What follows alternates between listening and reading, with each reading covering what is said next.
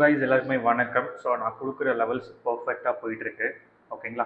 So அதே அப்படியே follow பண்ணிக்கோங்க. ஸோ இப்போ 1 ஹவர் டைம் ஃப்ரேமில் மார்க்கெட் என்ன லெவலில் இருக்குன்னு பார்க்கலாம். இது வந்து மண்டேக்கான லெவல்ஸ், சரிங்களா? ஸோ மண்டே பார்த்தீங்க அப்படின்னா நம்மளுக்கு ஃபஸ்ட்டு ரெண்டுத்தையும் நீங்கள் வரைஞ்சி பார்த்தீங்கன்னா சப்போர்ட் அண்ட் ரெசிஸ்டன்ஸ் வரைஞ்சி பார்த்தீங்க அப்படின்னா மார்க்கெட் ஃபஸ்ட்டு பிரேக் ஆயிடுச்சு.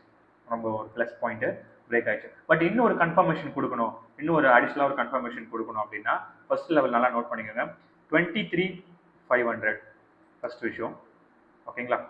ரெசிஸ்டன்ஸு 23,500, அடுத்தது 23,600 அண்ட் 23,700.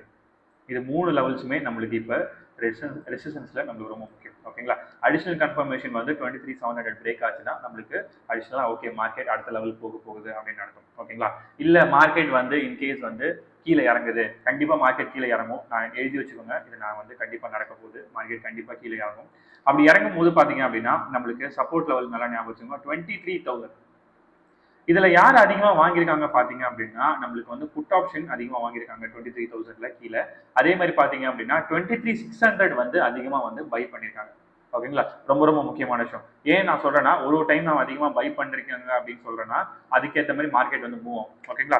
கால் ஆப்ஷன்ல 23,600 அதிகமா பையிங் இன்ட்ரெஸ்ட் காமிச்சிருக்காங்க, 23,000 வந்து ஒரு செல்லிங் இன்ட்ரெஸ்ட் வந்து அவங்க காமிச்சிருக்காங்க புட் ஆப்ஷன்ல. ஓகேங்களா? இது ரெண்டு லெவல்ஸ். இது கீழே போனாதான் அடுத்தடுத்த லெவல்ஸ் வந்து நம்மளுக்கு வந்து ஓப்பன் ஆகும். இப்போ பாத்தீங்க அப்படின்னா அடுத்த லெவல்ஸ் வந்து இவ்வளோ இருக்குது. 23,000 இல்லை 23,100 நம்ம வந்து எடுத்துக்கலாம். ஏன்னா வந்து இது குரூஷியல் தான். ஏன் நான் சொல்றேன்னா கண்டிப்பா மார்க்கெட் கீழே வரும். எதை வச்சு சொல்றேன்னா மார்க்கெட் வந்து இந்த கேப் வந்து ஃபார்ம் பண்ணிருக்காங்க. ஓகேங்களா?